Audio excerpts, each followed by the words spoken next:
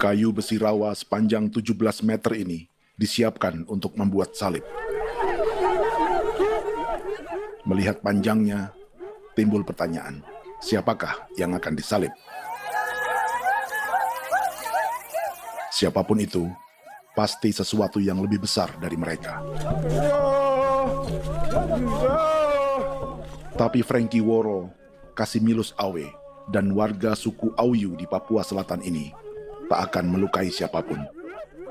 Mereka memakai salib ini sebagai tanda perlawanan.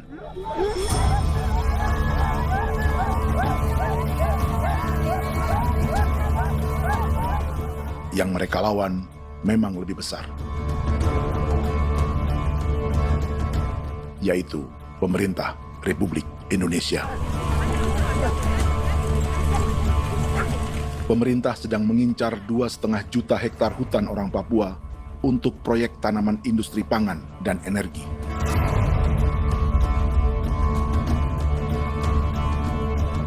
Ratusan kilometer dari salib orang-orang Auyu itu, orang Muyu sedang menyiapkan gerakannya sendiri. Tapi kali ini dalam bentuk sebuah pesta. Pesta yang disiapkan oleh marga Kimco Jinipju selama 10 tahun.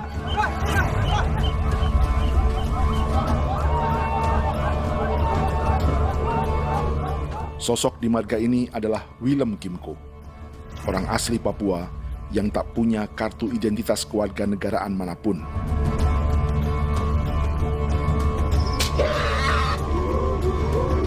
Pesta adat ini sudah cukup langka, tak hanya di Papua, bahkan di kawasan Pasifik dan peradaban Melanesia. Awalnya bayarnya aneh kalau pernah. Internet aja kau deklar bipnuka, dan kita ya kati kau beri barang dipo. Kau memang ambil kau kuning. Ada gagasan dan gerakan sosial di balik pesta orang-orang Muyu ini, sama dengan gerakan salib merah yang dimulai orang-orang Auyu. Salib ini akan menjadi yang terbesar dari 1.800 salib merah yang telah ditancapkan berbagai suku di Papua Selatan dalam 10 tahun terakhir. Ribuan salib merah yang dipadukan dengan palang adat adalah tanda larangan yang menyatukan unsur-unsur adat dan agama. Kami percaya bahwa kalau memang kami sudah tidak mampu untuk menyelesaikan persoalan ini, dalam hal ini perusahaan tidak bisa masuk, berarti kami minta bantuan kepada nenek moyang dan Tuhan. Atribut perang orang Auyu ini diukir atau dilukis, digambar di batang salib ini dengan tujuan bahwa kami larang dengan sangat keras. Jadi apabila siapapun, baik dari antara kita sendiri yang melanggar batas ataupun pihak lain yang mengganggu keselamatan hak tanah adat kami, maka kami siap untuk melakukan ancaman perang. Salib-salib ini tidak ditancapkan di halaman-halaman gereja, melainkan di tanah dan hutan adat, di dusun-dusun sagu, dan di tempat-tempat yang disakralkan. Sebab 1.800 palang adat dan salib ini memang bukan semata tentang agama, tapi untuk mencegah negara dan perusahaan memasuki tanah dan hutan adat mereka. Papua bukan Auyu.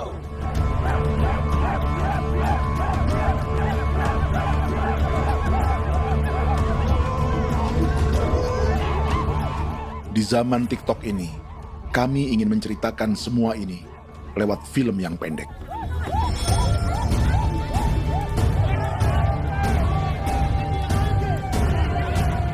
Tapi kami jelas gagal.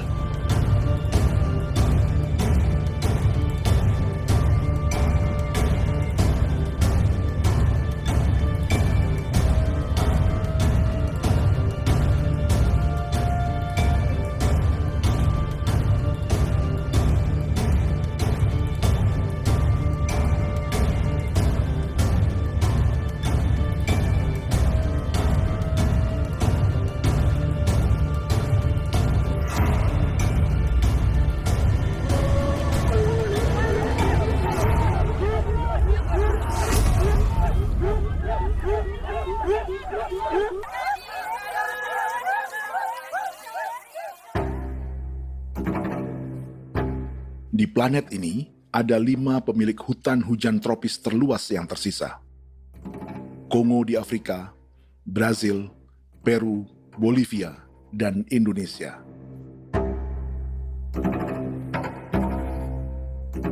Di Indonesia, satu-satunya pulau yang hutannya masih terjaga adalah Papua, pulau terbesar kedua di dunia setelah Greenland.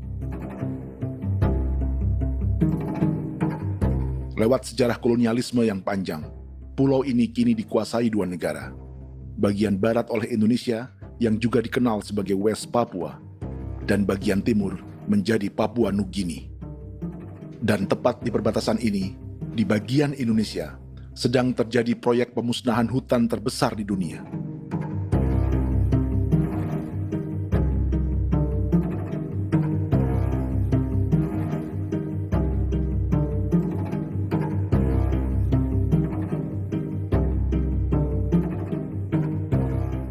Pemerintah Indonesia sedang membuka lebih dari 2,5 juta hektar hutan untuk sawit, tebu, padi, dan peternakan. Ini disebut proyek strategis nasional untuk lumbung pangan dan energi yang jadi ambisi 3 presiden. Bagian terbesar direncanakan untuk mencetak sawah seluas 1,3 juta hektar. Lalu bagian lain akan ditanami tebu seluas 560.000 hektar untuk gula dan bioetanol. Setiap liter bensin di Indonesia akan dicampur bioetanol 10% atau E10. Ada 10 perusahaan di proyek ini, dan semuanya dimiliki oleh 1 keluarga saja. Berikutnya, ada areal sawit seluas 400.000 hektar untuk biodiesel. Targetnya mencampur 50% solar dengan minyak sawit atau B50. Dan terakhir, pemerintah akan membuka peternakan seluas 380.000 hektar. Jadi, apa yang salah dengan proyek pangan dan energi ini? 5 orang Papua dalam film ini akan menjawabnya.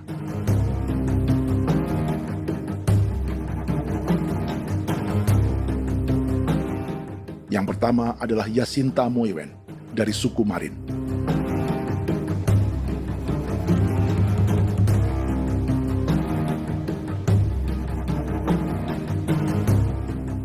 Yasinta dan warga di distrik Ilwayap di Merauke sudah menjadi korban. Hutan dan rawa sebagai sumber pangan dan ekonominya telah dihancurkan.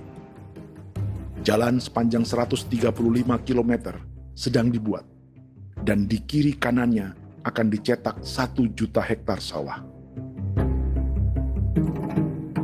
Mereka sulit menolak atau melawan. Salib sudah digeser, masih datang lagi dengan senjata nih mereka nih. Karena proyek ini juga dijaga tentara. Macam-macam senjatanya.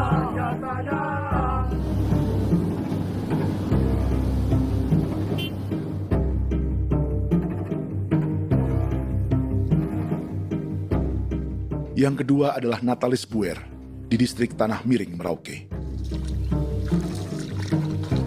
Petani milenial ini merasa ditelantarkan. Sebab setelah hutannya diubah menjadi sawah, sebagian sawah-sawah ini tak tergarap. Orang asli Papua seperti Natalis tak punya modal untuk benih, pupuk, perawatan, hingga ongkos panen.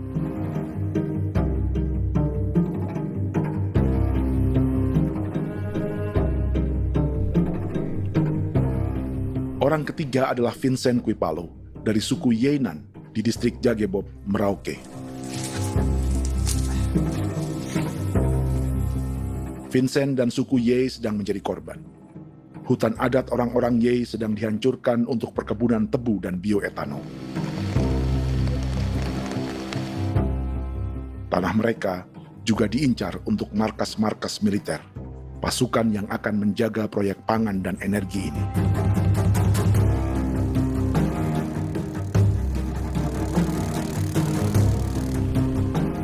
Yang keempat adalah Frankie Woro dari suku Auyu di distrik Fofi, Kabupaten Bovendigul. Hutan dan tanah mereka terancam perluasan perkebunan sawit untuk campuran biodiesel atau B50. Orang-orang dari suku Auyu ini adalah calon korban. Merekalah salah satu pelopor gerakan Palang Adat dan Salib Merah. Meski kadang berseberangan dengan gereja yang mereka anggap lebih mendukung pemerintah dan perusahaan. Mereka bahkan sedang merencanakan gerakan yang lebih besar, dengan salib yang lebih besar. Tanah milik Somu Sobisiba itu bahwa tanah ini diciptakan oleh Tuhan dan memberikan warisan kepada kami. Kami ini hanya hak jaga.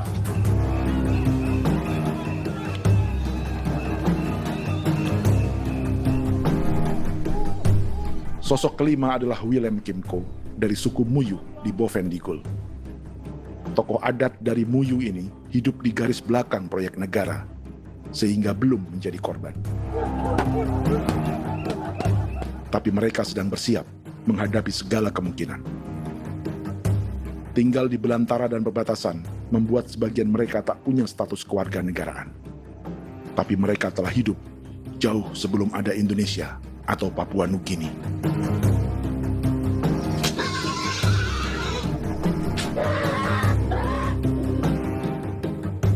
Kelimanya mewakili jutaan orang asli Papua yang sedang terancam eksistensinya. Jika kita merasa kepunahan peradaban Neanderthal di Eropa, Aztec dan Inca di Amerika, atau aborigin di Australia adalah sejarah masa lalu, film ini menceritakan bagaimana pemusnahan sebuah bangsa dan kepunahan sebuah peradaban sedang terjadi di masa hidup kita.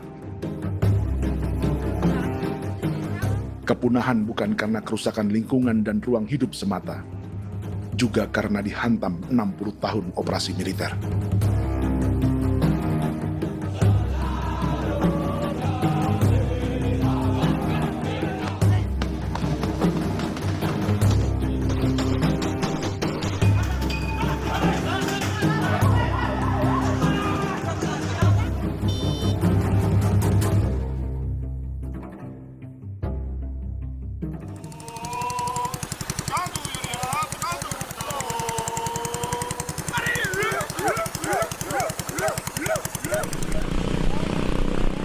Frankie Woro dan orang-orang Auyu sedang berburu. Tapi lokasi perburuan mereka mulai dikuasai perusahaan perkebunan sawit.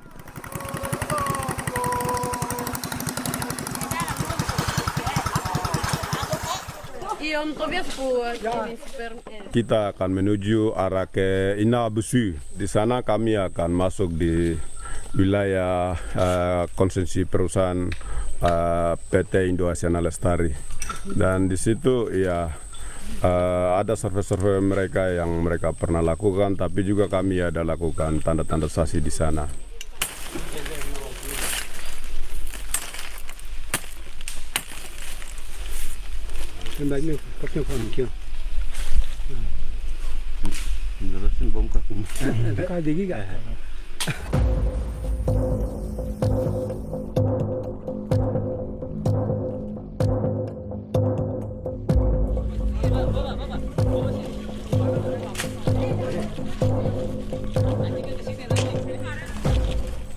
Dapat dengan yang induknya, tapi karena induknya dia lari dan terlambat kerja, akhirnya yang bisa kita dapat dia punya anak ini saja. Ini kalau pakai bahasa ya hasil.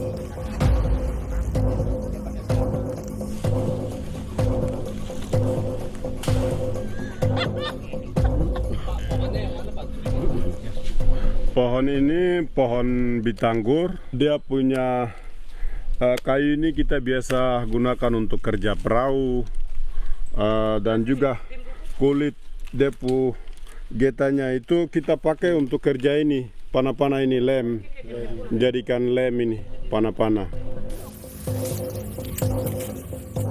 Hutan ini adalah supermarket bagi suku Auyu.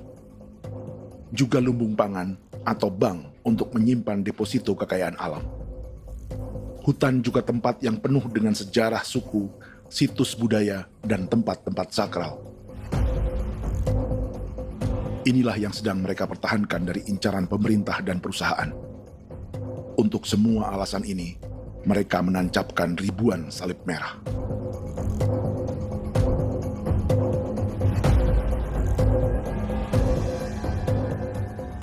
Tapi dari kampung, warga suku Auyu memberi kabar pada Frankie tentang intimidasi oleh aparat negara agar mereka melepas tanah ke perusahaan sawit dan berhenti memasang palang adat dan salib merah.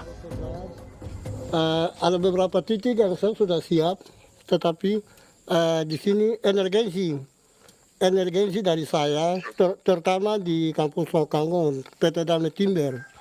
Dia mengganggu saya dengan menggunakan kekerasan maupun pihak hukum. Dan kemarin saya ada pernyataan penolakan secara resmi, tapi masih tetap dengan menggunakan pihak hukum untuk masuk, untuk harus dituntut saya untuk harus diterima perusahaan itu.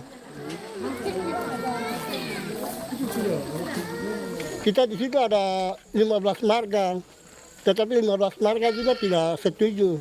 Marga-marga siapa yang terima dan marga-marga mana saja yang menolak.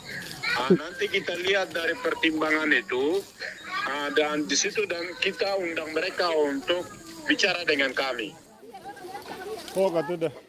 Sebagai sosok yang aktif dalam gerakan, warga Auyu terus memberi informasi lapangan kepada Frankie yang tak selalu berada di kampungnya.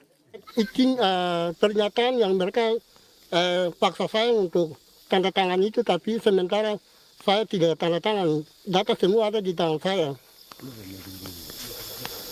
Ya. Baik, kalau gitu itu lebih bagus karena tanda tangan itu yang berbahaya. Iya. Tanda tangan itu yang lebih berbahaya karena sekarang ini modern dan canggih, dan itu yang mereka biasa pakai untuk tipu muslihat. Mereka biasa pakai itu di tanda tangan itu. Betul.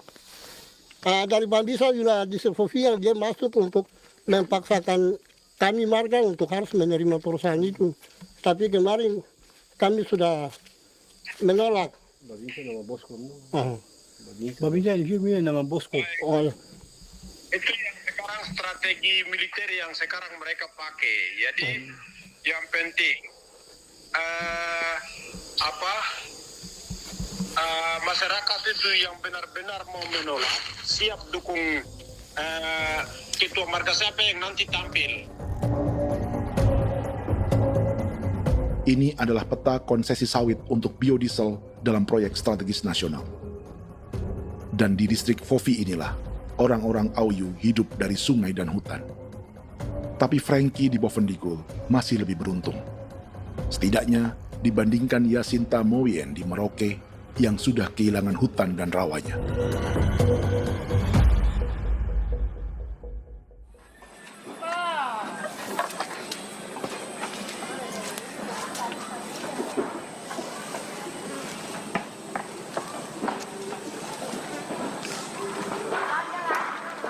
Yasinta dari suku Marin adalah petani sayur di Kampung Wanam, distrik Ilwayap, Merauke.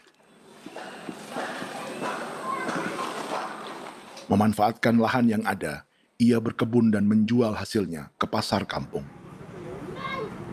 Ini ekonomi warga di Wanam untuk menghasilkan uang, lalu memberi barang kebutuhan yang tak bisa mereka produksi sendiri. Tapi kehidupan sebenarnya ditopang oleh ekosistem hutan dan rawa. Inilah sumber pangan utama dan peradaban mereka.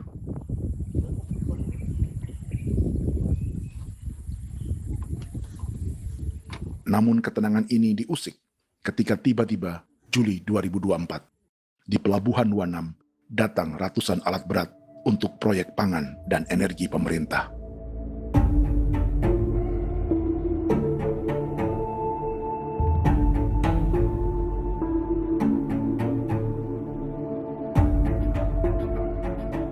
Kami masyarakat setempat kami tidak tahu.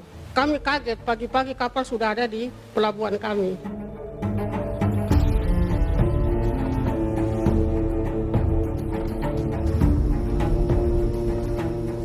Yasinta Moiwen atau Enrika Gebze dan warga lainnya tak pernah diajak bicara atau dimintai pendapat. Seakan-akan Papua adalah tanah kosong. Kita suka kaget yang dong bawa turun alat berat dong bawa turun, kita kaget masyarakat. Dorang subongkar itu kayu-kayu.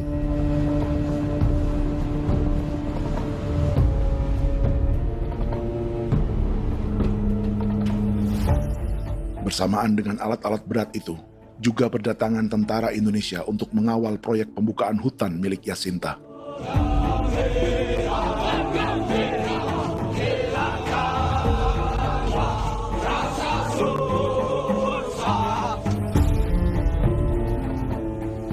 Ribu alat berat didatangkan dari Cina ke Papua oleh perusahaan bernama John Lin Group sebagai kontraktor pemerintah. Ini disebut sebagai pesanan eskavator terbesar di dunia dengan nilai 4 triliun rupiah. Misinya membuka hutan dan rawa milik orang Marin, salah satunya untuk membangun jalan sepanjang 135 km. Sementara di kiri kanannya akan dicetak sawah yang ditargetkan seluas 1,3 juta hektar. Jalan berupa garis lurus ini bukan rute tradisional ekonomi masyarakat.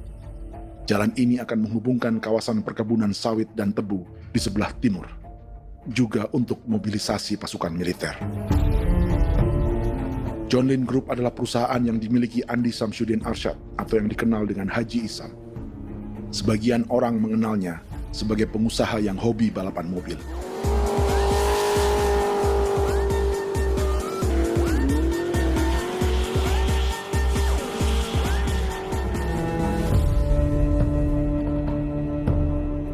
Tapi di Kalimantan, ia berbisnis batu bara, perkebunan sawit, pengolahan karet, penerbangan, perkapalan, dan biodiesel. John Lin Group kini juga menjadi pemilik perkebunan tebu dan pabrik gula terbesar di Indonesia. Sayapnya melebar dari Kalimantan hingga ke Bombana, Sulawesi Tenggara. Perkebunan tebu, pabrik gula, dan industri bioetanol inilah yang juga sedang dikembangkan di Papua. Foto ini adalah momen ketika Isam bersama kerabatnya, Menteri Pertanian Amran Sulaiman dan Menteri Pertahanan Syafri Samsudin meluncurkan program biodiesel atau B50 di Kalimantan Selatan. B50 artinya setiap 1 liter solar, 50%-nya akan dicampur minyak sawit. Perusahaannya, PT John Lin Agroraya, menjadi salah satu pemainnya.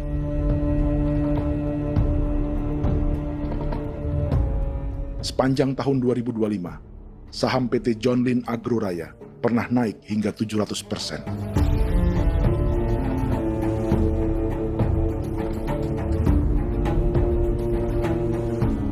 Perusahaan sawitnya yang lain, PT Pradiksi Gunatama, sahamnya bahkan pernah naik 4.000% hanya dalam 1 tahun. Dari harga saham ini saja, nilai kekayaan keluarga Isam diperkirakan mencapai 100 triliun rupiah lebih, menjadikannya salah satu keluarga terkaya di Indonesia dan salah satu pemain penting industri bioenergi. Dan di Papua Selatan inilah sebagian sawit-sawit untuk mendukung program B50 akan ditanam. Inilah tanah orang-orang Wambon, Muyu, Marin, Yei, atau Auyu seperti Frankie Ward.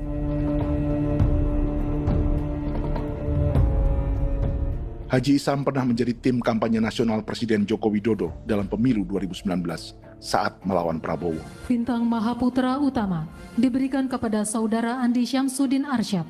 Beliau berjasa luar biasa dalam mendorong pertumbuhan ekonomi daerah maupun nasional. Setelah menjadi presiden, Prabowo memberi gelar kehormatan Bintang Mahaputra Utama pada Isam.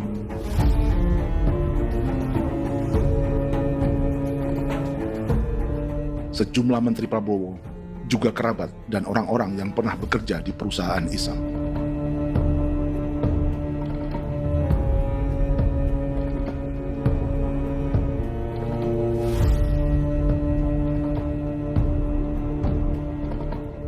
Lawan sebesar inilah yang sedang dihadapi Jacinta di kampung Wanam, Merauke.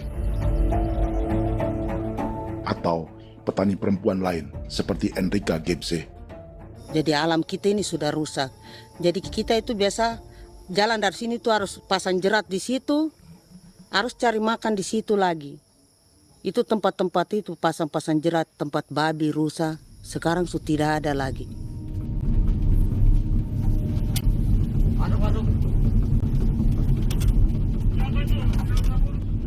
Rekaman ini memberi gambaran bagaimana Kasuari kehilangan rumah di bekas hutan dan rawa yang telah dibabat.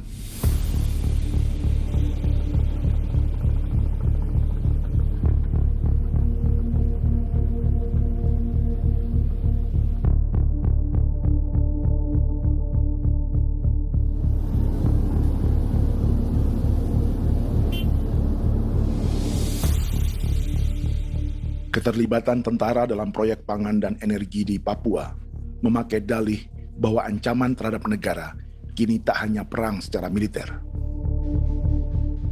tapi juga melalui pangan dan energi. Kementerian Pertahanan pun terlibat karena proyek ini dianggap operasi militer selain perang. Jadi tugas kamu adalah menjaga sumber cadangan pangan nasional. Macam-macam senjatanya, Proyek ini menambah panjang alasan mempertahankan kehadiran tentara di Papua dalam 60 tahun terakhir. Saat ini, jumlah tentara Indonesia di Papua mencapai 56.000 personel, atau ada 1 tentara untuk setiap 100 orang Papua.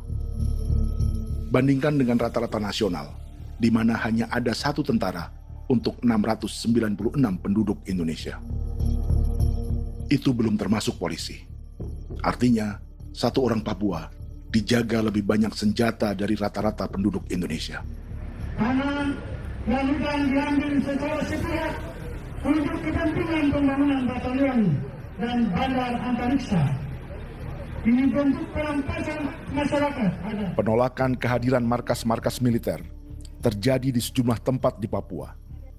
Tak hanya karena trauma dan ketakutan, juga karena mengambil tanah-tanah adat.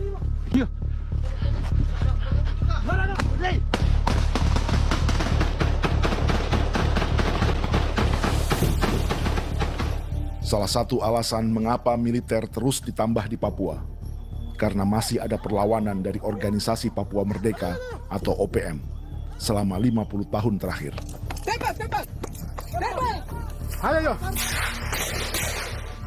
Tapi kekuatan militer OPM diperkirakan hanya 1.430 personel dan 360 pucuk senjata. Selebihnya, mereka menggunakan senjata tradisional.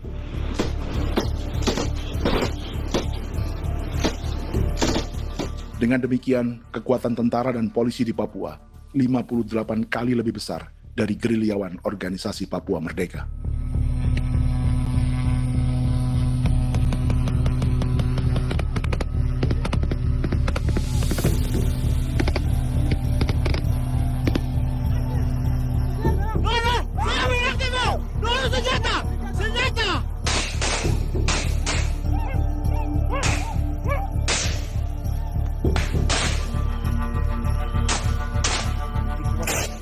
Sebagian tentara berada di garis depan pertempuran, tapi sebagian besar lainnya terlibat operasi non-tempur menjaga proyek pemerintah dan investor swasta. Seperti Batalion Infanteri Teritorial Pembangunan di distrik Jagebob, Merauke ini. Lokasinya bersebelahan dengan konsesi lahan tebu untuk gula dan bioetanol milik PT Murni Nusantara Mandiri. Baik perusahaan maupun markas militer, keduanya mengambil hutan milik suku Ye dari marga Kuipalo. Tapi dorong datang, tanam ini saja di sini, tanam papa nama ini. Victor Kuipalo menunjukkan apa yang terjadi. Jadi kita juga kaget ini.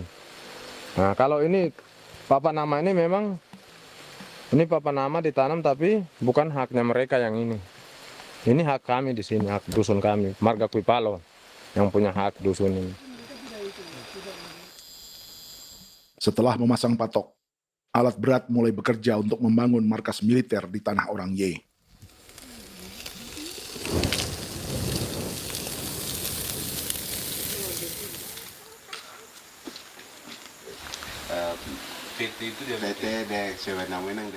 Kehadiran markas militer mengkhawatirkan warga yang pernah mengalami trauma. Takut kenapa? Kalau macam yang awal macam sekarang Bu Kampung hidup ini kan aman. Terus kenapa harus didirikan korem di sini? Bukankah dengan adanya korem semakin aman, ada tentara di sini? Kalau untuk kampung kayaknya tidak bisa aman kalau ada tentara, paling masyarakat dipukul itu ini. Kalau kampung hidup begini malah saya sejahtera dan saya punya masyarakat. Apa pernah ada pengalaman buruk sebelumnya dengan tentara di daerah sini? Ada yang cerita waktu pos-pos di sini tuh di 13, 12 itu zaman katanya Patimura. Memang kasihan. Malah kita punya orang ini yang dianiaya betul, dipukul. Disuruh kerja bakti tidak mau atau lama mencari, namanya kita pangkur sagu itu butuh waktu 1 minggu. Kalau lama begitu ya paling diseret apa pukul itu. Operasi militer Indonesia di Papua dimulai tahun 1962 lewat Operasi Trikora. Tapi perlawanan bersenjata pertama di Papua baru dilakukan tahun 1965 di Manokwari. Nanti tanggal 1 Mei jam 12.30 pemerintahan di Irian Barat mutlak akan jatuh di tangan.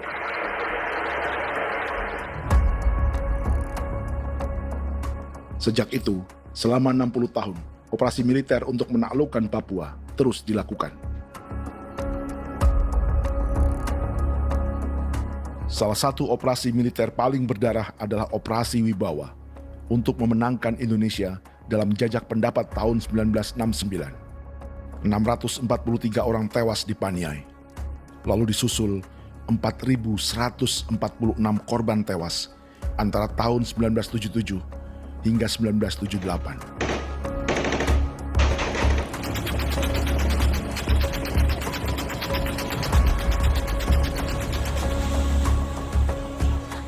Operasi militer ini menimbulkan gelombang pengungsian hingga kini. Dewan Gereja Papua mencatat 103.000 orang menjadi pengungsi pada tahun 2025 dan nyaris tak diberitakan media-media Jakarta. Jumlah pengungsi terbesar tercatat di Nduga yang mencapai 20.000 jiwa. Banyak di antaranya yang sedang hamil, seperti Jubiana, salah satu pengungsi Nduga. O tagarik misikagi be muguruk berselari di namen wane gosel bigari me egirik munene an nimbo misle berselar nene wam dagek lek prak de oi gore bangal no so ndak lo yo nanda me anet ndang no gat de nanen di ko nerwa membri wal marwa egirik munene wa tri ngel no semana o ngal siak ya ber kumbit nyak masala ore na me wo suluk ri namen wani go semane kuman nak wani wani ndemo lo ndak misri namen bre go lo nak semana ne be minute waru ra kana bi ni dige war de mino pragit de laina bulan maret april yana mana kantan barang ne lire na bam ne Jubiana lalu menamai anaknya pengungsi Kogoya. Selain Jubiana, juga ada Emma dari Maibrat yang melahirkan di hutan. Sampai di kampung gini, katanya bilang ada tentara yang bangun jembatan. Saya capek itu juga pun masih tahan. Kembali lagi ke hutan lagi. Itu sampai saya jatuh di tengah jalan. Orang sampai terbanting di kayu semuanya. Berasa sakit begitu. Melengkapnya tuh Domika Serli, pengungsi Wako. Masyarakat sipil dari Kampung Aitrem sementara mengungsi karena kampungnya sementara dikuasai oleh TNI Polri. Seratusan ribu pengungsi di Papua saat ini jauh melampaui jumlah yang mengungsi ke Papua Nugini tahun 1984, yaitu 10.000 orang karena menghindari operasi militer.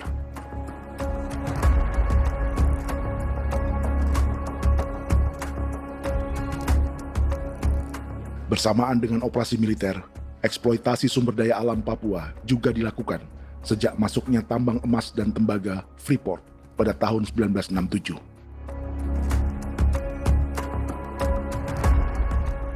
Disusul perkebunan sawit awal tahun 1980-an. Lalu ada perburuan buaya untuk diambil kulitnya. Sebelumnya, ada eksploitasi gas alam di Teluk Bintuni, pencarian besar-besaran kayu gaharu, atau pembukaan hutan tanaman industri. Ini belum termasuk perburuan dan perdagangan ikan arwana di selatan Papua, penebangan kayu merbau dari hutan-hutan Jayapura, emas di Blok Wabu Intan Jaya, bahkan nikel di pulau-pulau kecil Raja Ampat. Dan kini, dalam skala yang belum pernah terjadi dalam sejarah, Papua dipaksa mencetak sawah, tebu untuk bioetanol, dan sawit untuk biodiesel.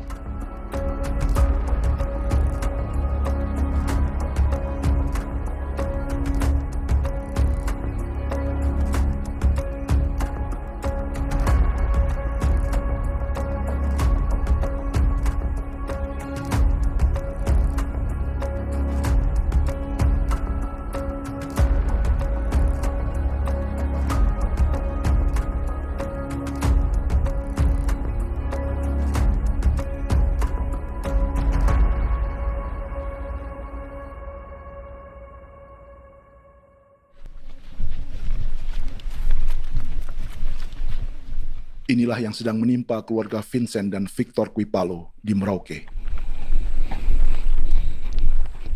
Hutan mereka diambil untuk markas militer dan industri perkebunan, PT Murni Nusantara Mandiri.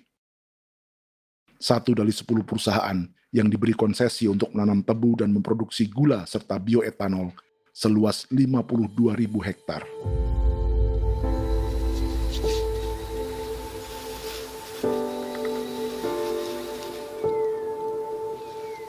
Perusahaan ini dianggap mengambil hutan dan tanah orang-orang Ye, terutama marga Kuipalo, yang memiliki hak adat terhadap 2.300 hektar hutan.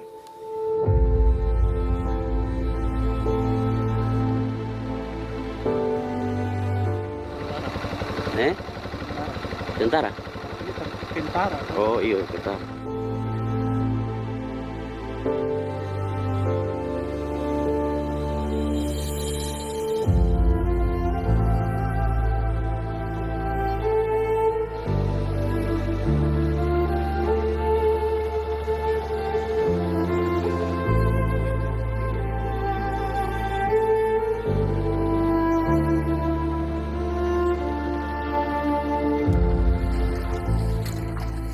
Keluarga Kuipalo sedang melihat apakah perusahaan semakin mengancam tanah mereka.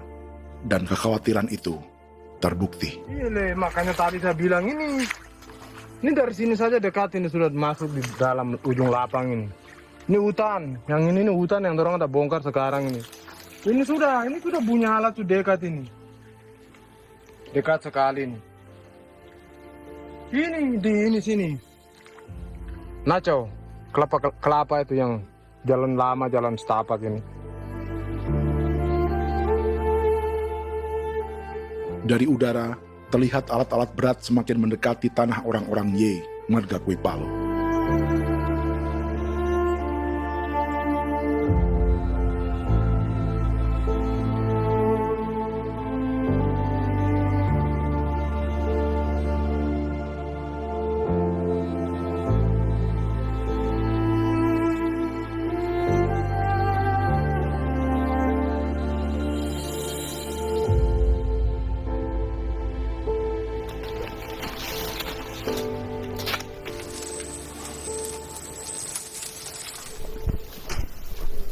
Keesokan harinya, Victor dan kerabatnya memberi tanda cat merah di pohon-pohon yang berada di batas tanah mereka.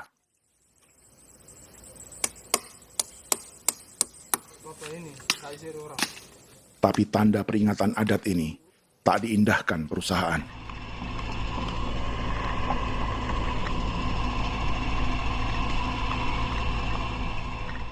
Dua bulan kemudian, perusahaan tetap memasuki tanah marga Kuipalo. Sama.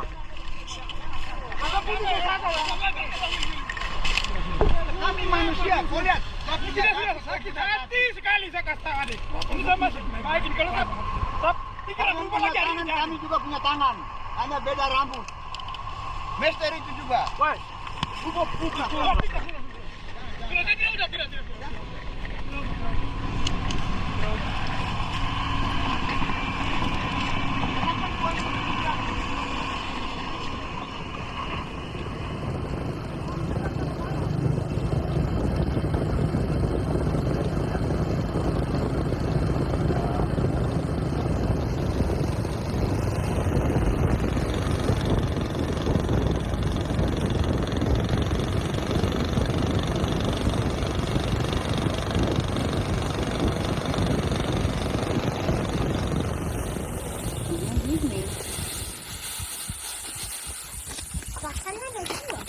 Kita masuk sini.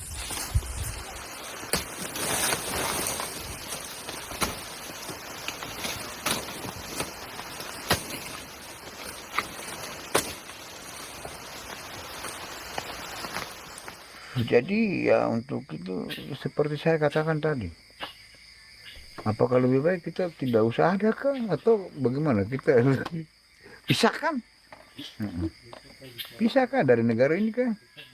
Jangankan tuh, saya kemarin bicara sama Daniel, datang sama saya dengan persoalan Kodam ini. Saya bilang Pak Daniel, kalau lebih baik saya ngungsi ke Papua Nugini. Dia bilang, aduh Bapak jangan begitu. Ya memang, kalau tidak bisa menghargai kami, lebih baik pilihan yang itu yang saya memilih. Lebih baik saya pindah dari sini. Saya mengungsi ke Papua Nugini, di negara tetangga. Masih ada yang lain. Apa? Karena saya bilang sama Kapolsek Pak Agustus ini, 17 Agustus saya tidak kasih naik bendera merah putih. Saya bendera ada, nanti saya taruh di meja. Bendera saya ada. Karena saya punya pikiran percuma kita ini merasa bahwa kita hidup di bawah naungan merah putih. Ternyata merah putih tidak lindungi kami. Tidak anggap kami sebagai kami rakyatnya. Dia lambang negara. Dan kami menghargai lambang negara itu. Ternyata lambang negara ini, kita bernaung di bawah lambang negara ini, kita tidak dilindungi. Hak kita tidak dihargai.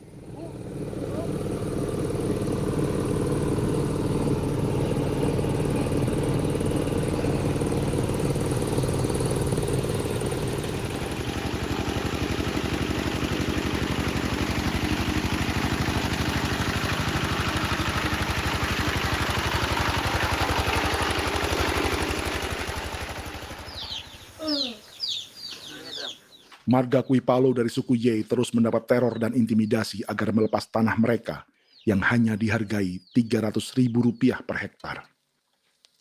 Tapi mereka tidak berjualan tanah. Makanya mama itu tidak suka untuk lepas tanah. Untuk apa? Baru di dalam hutan itu ada obat-obat tradisi.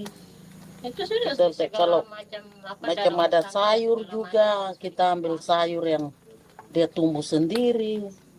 Jadi kita ini mau kemana, kalau itu sudah digusur, ya habis. Kita ini jadi penonton. Jangan sampai kita ini duduk minta di jalan. Jadi kita tidak mau seperti itu. Makanya tanah itu kita tidak melepas. Tapi mungkin orang lain tuh dia senang saja. Lebih baik saya pegang uang merah dulu. Saya bisa beli-beli itu ini. Nanti datang uang sudah habis, gembel. Mau cari kemana lagi, hutan sudah habis. Mau makan ikan di mana, kali sudah hancur. Enggak kemakan. Seperti Yasinta di Wanam, suara dan gerakan kaum perempuan Papua sangat nyaring dan tak bisa diabaikan. Saya sebagai perempuan tolak untuk perusahaan masuk di sini. Karena kalau saya terima anak-anak saya mau dikemanakan, mau tinggal di mana. Apapun yang terjadi saya tetap tolak. Demi tanah ini saya akan berjuang, demi saya punya anak-anak. Yang katanya mengutamakan anak Papua, nyatanya yang kerja kebanyakan ya orang-orang Jawa. Dan sendiri orang Jawa, tapi bukan mau bicara yang tidak-tidak. Memang kenyataannya seperti orang-orang Papua itu terbelakangkan, kurang diutamakan, gitu.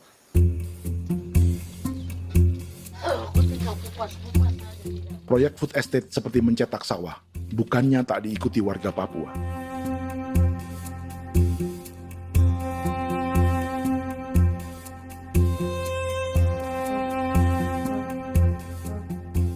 Salah satunya Natalis Buer di distrik Tanah Miring, Merauke.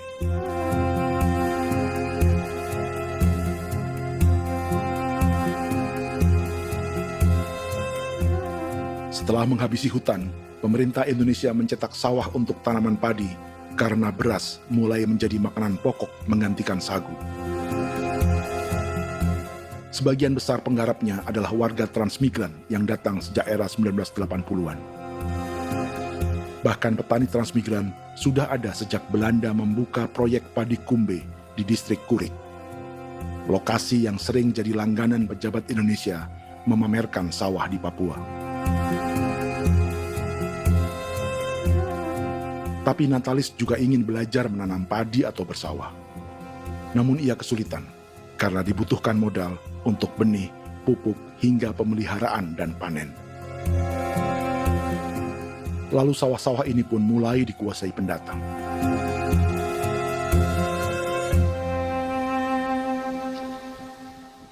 Tapi sejauh ini di kampung kami ini yang saya lihat memang ada kelompok kami punya di sini yang sudah tergabung dalam Gapoktan, kemudian masuk dalam optimalisasi lahan. Tapi baru saya anak asli yang punya lahan di sini. Mereka tidak punya.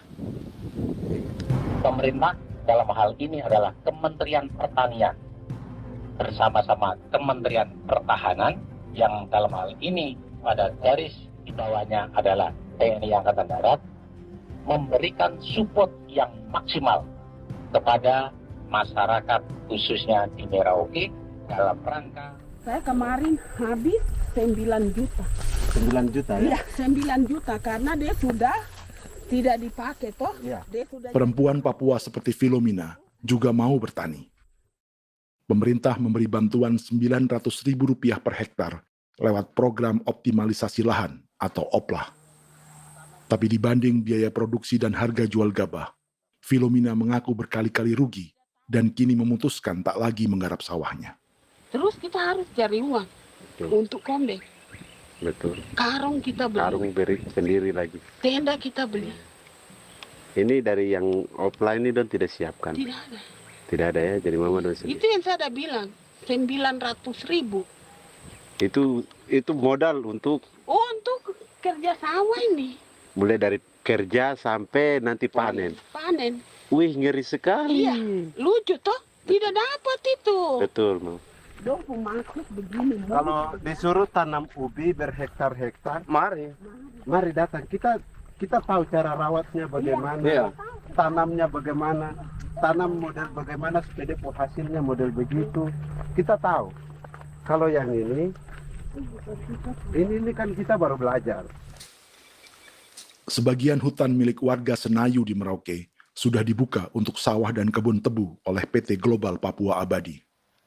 Proyek pertanian ini dikerjakan oleh Kodim Merauke. Mereka melepas sebagian tanah karena ingin belajar bertani. Saya punya nenek moyang tidak ajar saya tanam padi. Tapi saya mau berubah. Generasi saya yang berikut ini besok lusa tidak bisa makan pisang, sagu. Ada apa? Namun program optimalisasi lahan yang dijanjikan dengan berbagai bantuan tak dirasakan Filomina. Obat rumput beli, obat padi beli, jonder kita bayar, bahkan bibit masih kurang, cari bibit lagi beli. Jadi saya memang kalau program pemerintah saya sama sekali saya tidak suka. Baku tipu saya.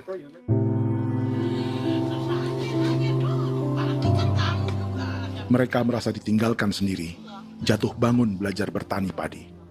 Sementara sumber pangan dan air yang semula mudah didapat, kini telah berganti sawah dan kebun tebu.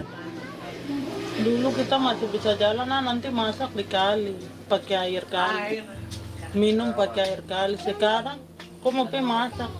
Tidak ada air. Air sudah susu, mau minum tidak bisa. Sudah dengan obat. Drone semprot debu itu saja drone. Drone yang semprot. Saya lihat di itu. Jadi kita bukan drone yang terbang di atas untuk disemprot. Itu semprot tuh. Dong lempar pupuk di bawah ya dia mengalir ke kali. Mengalir ke kali, ke rawa-rawa.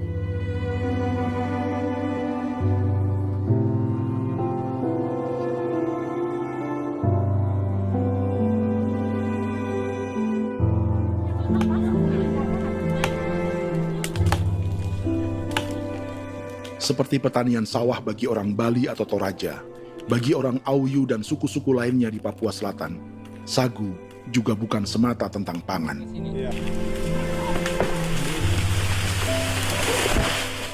Bagi orang Auyu dan Marin, sagu adalah kerabat, sosok orang tua, sosok nenek moyang yang harus dijaga dan dilindungi. Lagi bikin apa mama ini mama? Pakai pokok itu sagu.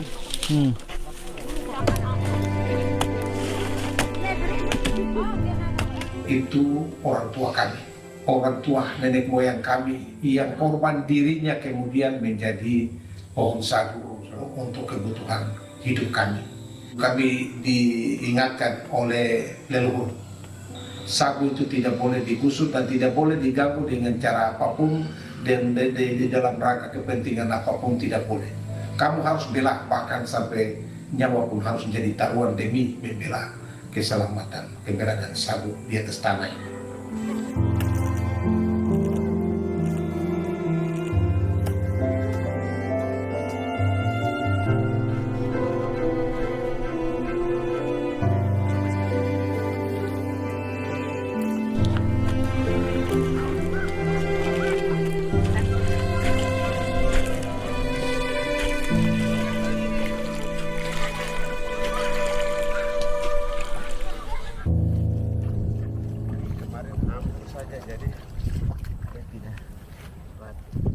Menurut Natalis, pemerintah di Jakarta mendefinisikan lumbung pangan semata urusan beras dan mencetak sawah. Sebenarnya orang Papua itu bukan tidak bisa bertani. Kami tanam ubi itu bagian dari pertanian. Nah, pertanian yang dimaksud oleh pemerintah itu harusnya selalu itu kalau bisa pemerintah harus spesifikkan pertanian apa yang dimaksud, pertanian tanam padi atau pertanian tanam ubi, petasan dan lain-lain. Ini yang harus dispesifikkan dulu. Begitu, sehingga tidak menjustifikasi kami orang asli Marin bahwa kami tidak bisa bertani, bukan. Kami buka kebun besar-besar di sana, bahkan bermeter-meter, ratus-ratus meter pakai sekop, bukan pakai ekskavator, tapi ini pakai skop. Itu pertanian, begitu.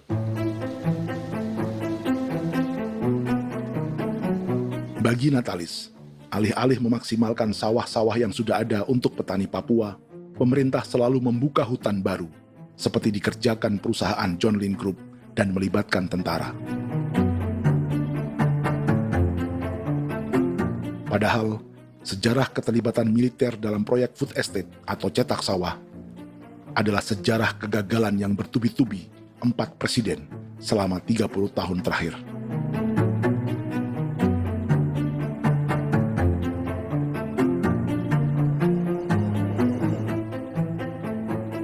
Papua bukan yang pertama menjadi proyek lumbung pangan yang melibatkan tentara. Kalimantan telah menjadi korban 30 tahun sebelumnya.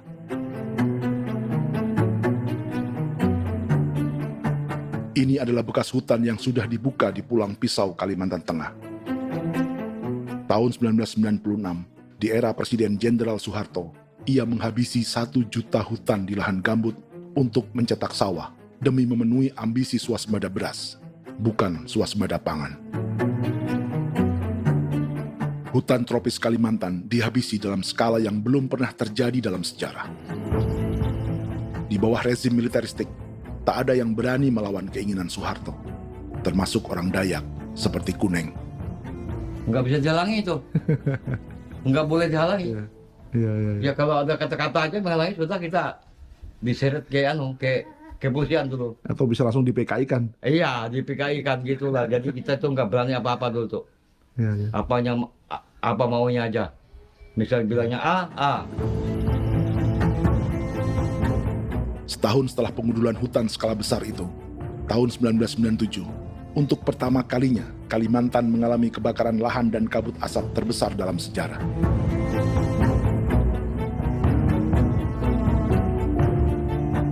Sebagai ilustrasi, ini kondisi kabut asap tahun 2015.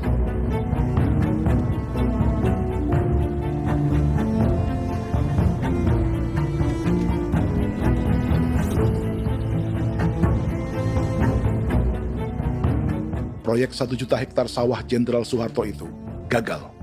Bendungan dan saluran irigasi mangkrak hingga kini. Mei 1998, rezim Soeharto tumbang. 2 tahun setelah ia menumbangkan jutaan hektar pohon di Kalimantan. Setiap tahun, lokasi ini menyumbang kebakaran dan kabut asap yang merugikan jutaan orang. Sawah yang berhasil di Kalimantan justru bukan sawah yang dibangun Jenderal Soeharto, melainkan yang dirintis para transmigran sejak era 1980-an. Sawah-sawah inilah yang ikut digarap oleh militer di era Presiden Joko Widodo. Dan hasil dari proyek food estate Presiden Jokowi itu sama sekali jong nih, nggak ada harapan lagi sudah seperti ini. Tapi Jokowi terus memperluas area food estate hingga 16.000 hektar. Presiden Jokowi juga menyerahkan urusan lumbung pangan ini kepada Prabowo yang saat itu menjadi Menteri Pertahanan. Salah satunya di Kabupaten Gunung Mas, Kalimantan Tengah, untuk membuka perkebunan singkong seluas 31.000 hektar. Food Estate Singkong Jenderal Prabowo ini dimulai dengan membuka 600 hektar hutan di Tawai Baru. Proyek singkong untuk bioetanol ini pun dijaga tentara. Dan seperti Jenderal Soeharto, proyek Jenderal Prabowo ini pun gagal.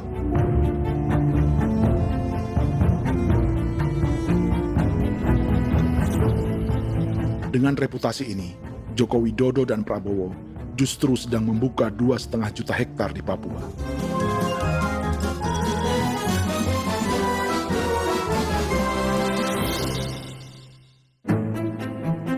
Setelah Jenderal Soeharto, Presiden Jenderal Susilo Bambang Yudhoyono juga mencoba membuka food estate di Papua sejak tahun 2010. Namanya Merauke Integrated Food and Energy Estate atau MIFE. Proyek ini juga gagal. Lalu di lokasi yang sama, Jokowi berusaha meneruskan dengan proyek mencetak sawah 1,2 juta hektar yang juga gagal. Sekarang yang paling siap adalah 1,2 hektar. Yang 1,2 juta hektar. Dan kini, Prabowo yang pernah gagal dengan 600 hektar singkong di Kalimantan justru akan mengulangi di Papua dengan skala 2,5 juta hektar. Di daerah Papua pun harus ditanam kelapa sawit supaya bisa menghasilkan juga BBM dari kelapa sawit. Dalam setiap proyek pangan dan energi di Papua, yang lebih menonjol bukan tanaman pangannya, melainkan untuk energi atau bahan bakarnya. Sawit untuk biodiesel dan tebu untuk industri bioetanol. Ada 10 perusahaan yang diberi konsesi hingga 0,5 juta hektar untuk tebu. Dan 10 perusahaan itu dimiliki oleh 1 keluarga saja.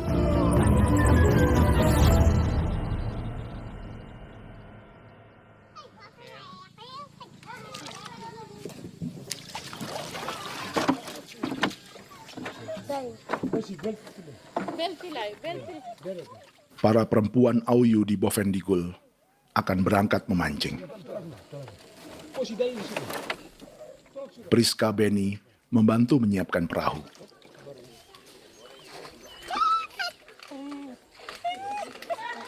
Mereka akan mengumpulkan bahan pangan di hutan untuk persiapan acara penancapan salib merah berikutnya.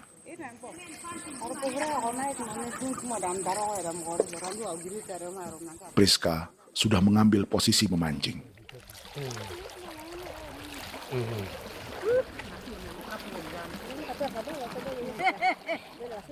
1.800 salib merah telah dipasang di wilayah adat berbagai suku di Papua Selatan untuk menghalau perusahaan sawit dan tebu.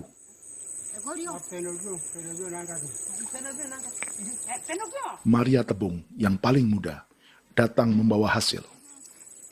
2 ekor ikan gastor alias gabus toraja.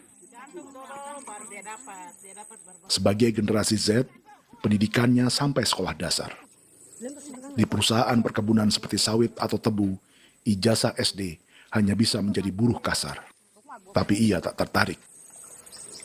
Karena kita hidup itu dari alam, kita pancing, juga di darat, bawa anjing, terus bikin pagar sagu, dapat babi, bawa baru kita makan. Jadi kita tidak mau perusahaan masuk. Sementara Priska Beni masih mencari peruntungan. Tapi baginya, menjadi nelayan di Sungai Fofi masih lebih baik daripada bekerja 9 tahun di perkebunan sawit.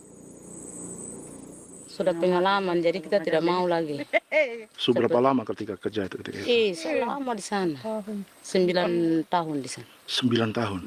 Saya baru pulang dari perusahaan. Selama 9 tahun kerja di sawit, bisa punya rumah kah? Atau Tidak. motor kah? Tidak. Johnson kah? Tidak. Cuma makan saja. Pendapatan juga kan tidak lebih. Habis dimakan.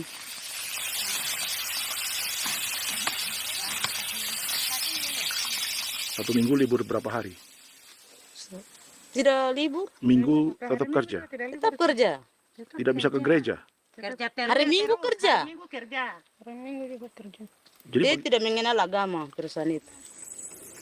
Di grup perusahaan sawit Korindo, Priska digaji 2 juta rupiah per bulan dan tinggal di mes karyawan. Tapi gaji itu dipotong bahan makanan atau BAMA rata-rata 1 juta rupiah setiap bulan. Korindo adalah grup perusahaan yang salah satu usahanya adalah hutan tanaman industri dan sawit di Bovendigul dan Merauke. Di Papua, mereka memakai bendera PT Tunas Sarwa Ema. Perusahaan ini pernah memberi bantuan pada Keuskupan Agung Merauke. Keuskupan Merauke belakangan mengeluarkan pernyataan mendukung proyek strategis nasional di Papua. Umat Katolik yang memprotes sikap gereja tersebut ditangkap polisi. Jadi selama 9 tahun tidak bisa nabung? Tidak. Makan saja. Makan saja. Makan saja. Menabung bagaimana? Keperluan banyak. Tidak sampai. Habis di anak-anak uang sekolah. Uang 1 juta itu mana sampai. Mau nabung juga tidak cukup. Sudah pengalaman, jadi kalau di sini perusahaan mau masuk tidak.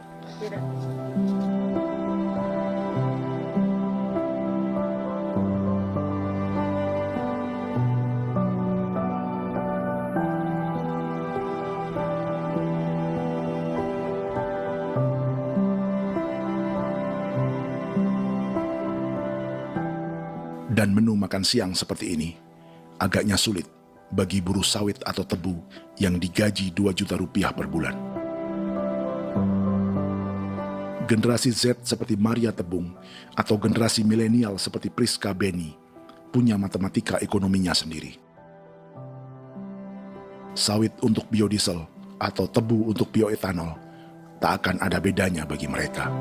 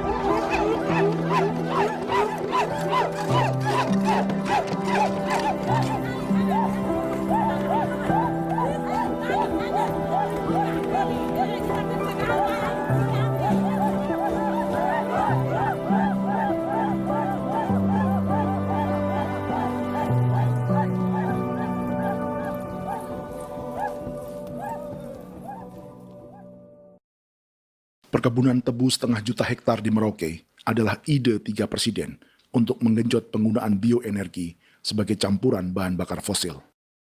Selain swasembada pangan, swasembada energi. Di daerah Papua pun harus ditanam kelapa sawit supaya bisa menghasilkan juga BBM dari kelapa sawit.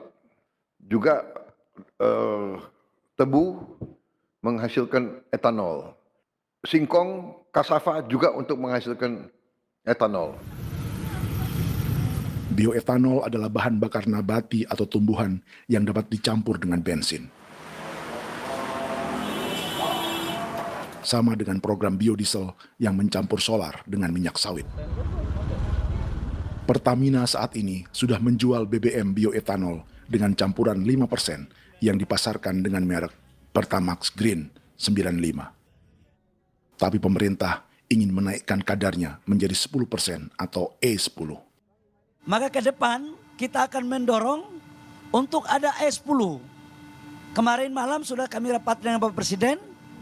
Bapak Presiden sudah menyetujui untuk direncanakan mandatori 10% etanol. Idenya untuk mengurangi ketergantungan pada bahan bakar fosil yang diimpor dan menimbulkan polusi.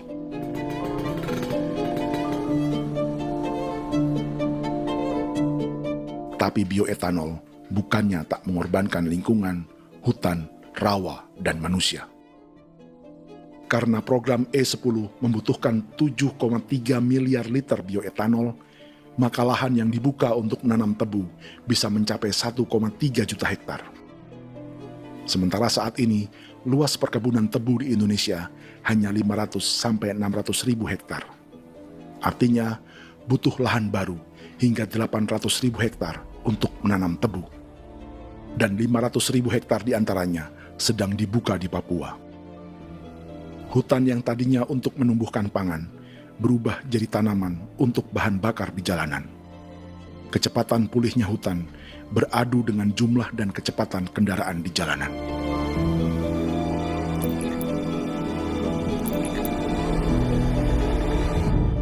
Dahaga terhadap energi tak pernah bisa dipuaskan. Setelah minyak sawit untuk biodiesel, dunia kini merambah singkong, jagung, dan tebu untuk bioetanol. Benua Amerika, Eropa, sebagian Afrika, hingga separuh Asia kini mulai memakai bioetanol sebagai campuran bahan bakar.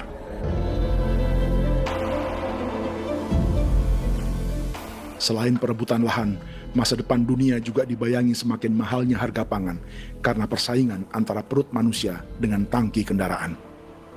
Ini adalah lokasi perkebunan tebu dan bioetanol PT Murni Nusantara Mandiri yang mengancam tanah Vincent Quipalo dan orang-orang Ye di Merauke. Beberapa kilometer di selatan orang Muyu dan Marin. Dua perusahaan ini adalah bagian dari 10 perusahaan yang mendapat konsesi lahan untuk tebu dan bioetanol di Merauke. Batas konsesi mereka bahkan sama dengan batas negara Indonesia dengan Papua Nugini. Salah satu ciri bahwa peta konsesi ini dibuat di Jakarta dari atas meja. Sama seperti kolonial Inggris dan Belanda ketika mereka membagi pulau Papua dengan garis lurus pada abad 19. Seakan Papua adalah tanah kosong. Bedanya, meski peta konsesi ini mengatur batas 10 perusahaan, tapi perusahaan-perusahaan ini sebenarnya dimiliki oleh satu keluarga saja. Ini nama 9 dari 10 perusahaan tebu dan bioetanol di Merauke, Papua.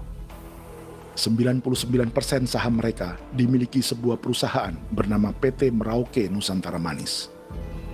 Sementara 1% sisanya dimiliki PT Merauke Gula Mandiri. Tapi saham kedua perusahaan ini dimiliki PT Merauke Sugar Group. Dan perusahaan ini, 90% sahamnya dimiliki pengusaha bernama Angelia Bonaventure Sudirman, serta perusahaan bernama Zico Trust dan Resource Harvest. Lalu 10% lainnya dikuasai PT Papua Energi Abadi, yang pemiliknya adalah Dudi Christian dan Angel Madeline. Sekarang, mari kita lihat siapa mereka. Angelia Sudirman adalah keponakan dari salah satu konglomerat sawit Indonesia, Martias Fangiono. 9 perusahaan di Papua ini berada di bawah bendera Merauke Sugar Group. Dan Merauke Sugar Group hanya satu dari 7 grup perusahaan milik keluarga Fangiono.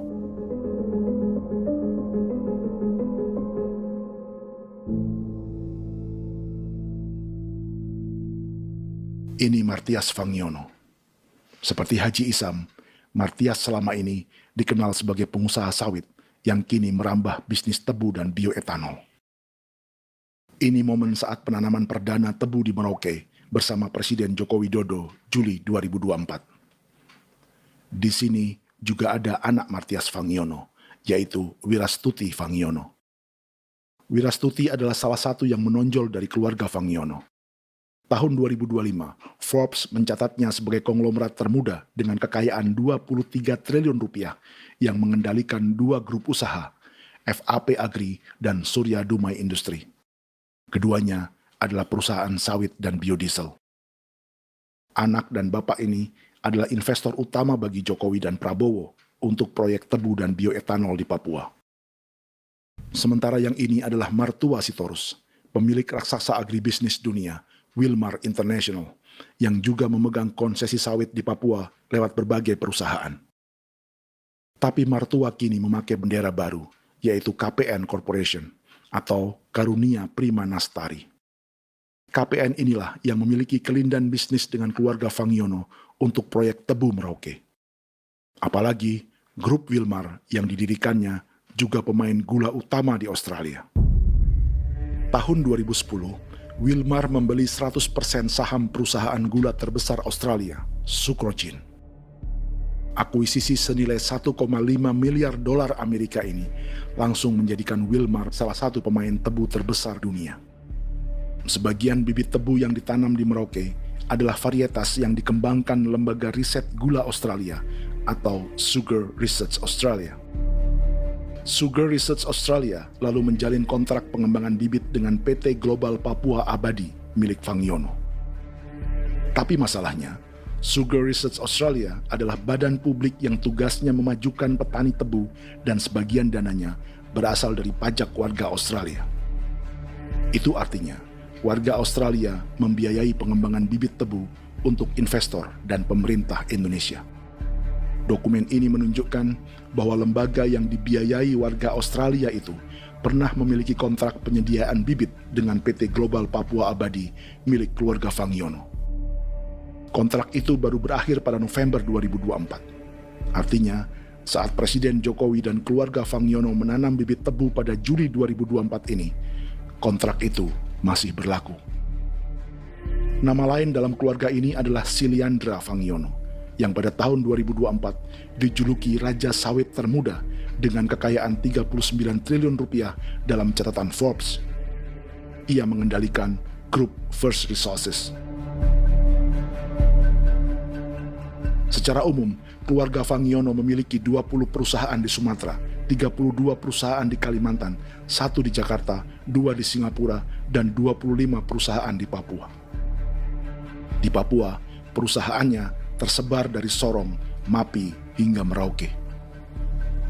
Para politikus dan pejabat Indonesia terus membesarkan konglomerasi, meski Martias Fangiono pernah divonis 1,5 tahun penjara karena kasus pembalakan liar dan kebun sawit ilegal tahun 2007. Sementara tahun 2022, Wilmar terlibat kasus korupsi ekspor minyak sawit dan divonis mengembalikan kerugian negara 11,8 triliun rupiah. Tumpukan uang ini disebut sebagai pembayaran dari grup Wilmar yang diterima secara simbolis oleh Presiden Prabowo pada Juni 2025 lalu. Tapi peran raksasa biodiesel dan bioetanol dunia ini belum akan surut di Indonesia. Bahkan sebaliknya. Sebuah dokumen presentasi bisnis dari Wilmar International Limited pada tahun 2010 ini bisa menjadi petunjuk. Presentasi ini bagian dari proses pembelian 100% saham raksasa tebu Australia, Sucrogin. Dalam presentasi ini, Wilmar mengaku ditawari konsesi lahan 200.000 hektar di Papua, atau dulu disebut Irian Jaya, untuk menanam tebu. Dengan penerbangan hanya 2,5 jam dari kantor Sucrogin di kota Townsville ke Merauke, Wilmar akan mengawinkan bisnis gula dan bioetanolnya menjadi pemain dunia. Dan lokasi yang diincar oleh Wilmar adalah distrik Ilwayap di Merauke, kampung halaman Yasinta Moiwen. Dan persis disinilah 14 tahun kemudian ribuan eskavator John Lynn Group milik Haji Isam mulai membuka hutan sebagai kontraktor pemerintah. Presentasi dan gagasan ini dibuat oleh Wilmar pada Juli tahun 2010. Sebulan kemudian, Agustus 2010, pemerintah Presiden Susilo Bambang Yudhoyono meluncurkan proyek Lumbung Pangan dan Energi Merauke atau Merauke Integrated Food and Energy Estate. Targetnya membuka lahan 1 juta hektar dalam 5 klaster yang masing-masing 200.000 hektar. Angka yang sama dengan presentasi Wilmar. 5 tahun kemudian, 2015, giliran Presiden Joko Widodo yang mau melanjutkan proyek pangan dan energi 1,2 juta hektar. Menjelang pensiun sebagai presiden, Jokowi kembali menggencarkan proyek ini dan melibatkan Prabowo sebagai Menteri Pertahanan.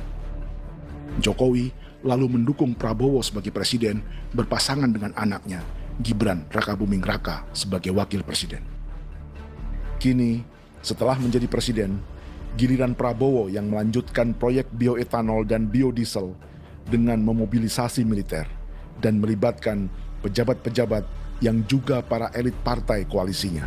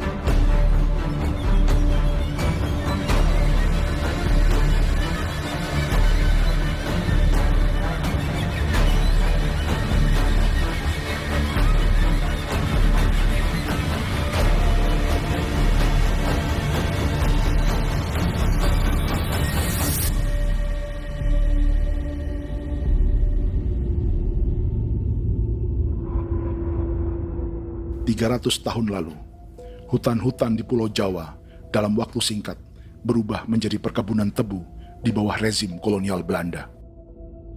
Orang Jawa menjadi buruh dan petaninya dipaksa menanam tebu. Dari kolonialisme dan politik tanam paksa itu, Belanda memperkaya negara dan para investornya. Tak puas membuka hutan untuk perkebunan di Jawa dan Sumatera, kolonial Belanda menanam tebu hingga di Suriname dan mengerahkan ribuan orang Jawa sebagai buruh pada tahun 1890. Inggris yang sudah menguasai negara seluas India dan Papua Nugini pun masih menanam tebu jauh di tengah Samudra Pasifik, di tanah orang-orang Fiji. Lalu memindahkan puluhan ribu orang India menjadi buruh di sana. 200 tahun sebelumnya, ratusan ribu orang Afrika bahkan diperbudak untuk bekerja di perkebunan-perkebunan tebu Spanyol dari selatan Eropa hingga Karibia, Kuba, atau Jamaika. Jika dulu tebu menjadi gula atau emas putih, kini cerita kolonialisme tebu berlanjut di Papua untuk bahan bakar nabati atau bioetanol. Dan seperti semua cerita tentang kolonialisme, akan ada yang berpesta dan ada yang membayar. Dalam setiap cerita pesta kolonialisme, baik di Jawa, Karibia, atau di Papua, selalu melibatkan para elit lokal, dari pejabat, perwira, hingga agamawan. Tapi dalam setiap kolonialisme, juga selalu ada cerita tentang mereka yang mempertahankan diri dan melawan.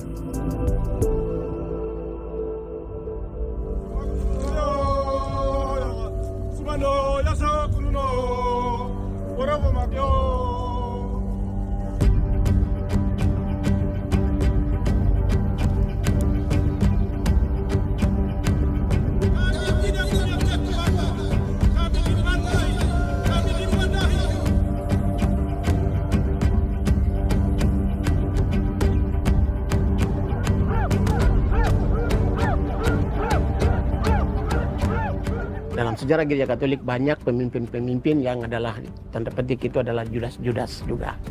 Jadi itu sudah pasti karena itu adalah manusia. Satu sisi sebagai manusia dalam perjalanan digoda, apalagi ada dalam posisi-posisi jabatan, ya mungkin banyak tawaran-tawaran lain, lalu disitulah terjadi pergeseran keberpihakannya kepada misi gereja tadi itu untuk umat, untuk mereka yang tertindas. Orang kirim eksavator, orang kirim tentara, orang kirim polisi. Pukul kami bukan pencuri, kami tidak pernah mencuri orang barang. Kami tidak pernah menangis ke orang lain. Kami tidak pernah menangis ke kita bapak mama, kami menangis kepadamu. Tuhan kami lemah. Tidak tahu. Ini kata ini hijau cikui. Orang lain datang ke bangsa kami, ke wilayah kami untuk kasih habis kami.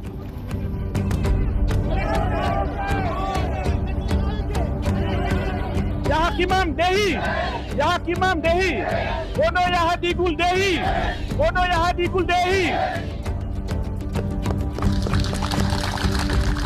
Kita buat sasi seperti begini untuk menolak perusahaan apapun yang masuk di tanah kami. Kalau kita kasih, kita bikin rusak sekarang, kita punya generasi berikutnya mau dapat kemana.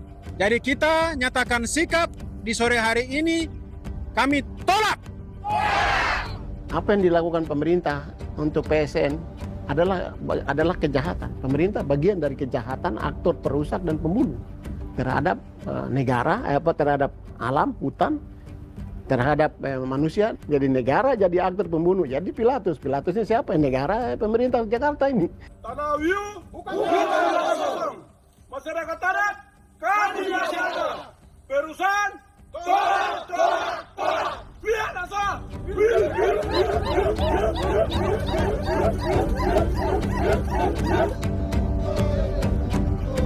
Jika tanah adat dan hutan adat hilang, kami mau hidup di mana? Maka di sini saya mau bilang, negara jangan tipu-tipu kami lagi.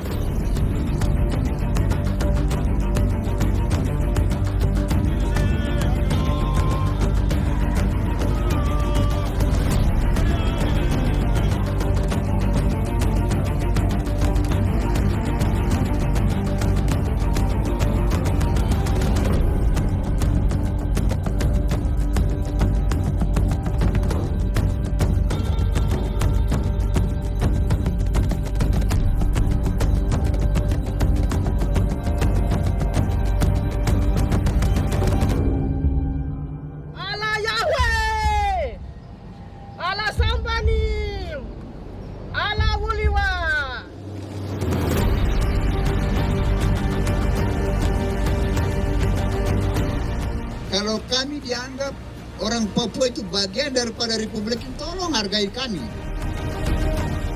Dengan adanya PSN, PT John Lindrop yang sudah menerobos tanah kami dan hutan kami, merusak alam kami. Itu yang kami datang ke Jakarta jauh-jauh dari Papua. Kami mau bersuara kepada Bapak Presiden Prabowo Subianto, di mana keadilan untuk masyarakat Papua. Tolong lihat masyarakat Papua yang sudah mati. Kami bersepakat menyatakan, 1. Gereja-gereja di Indonesia mendukung masyarakat adat yang menolak proyek strategis nasional di tanah Papua. 2. Gereja-gereja di Indonesia menolak militerisme dan otoritarianisme di Indonesia.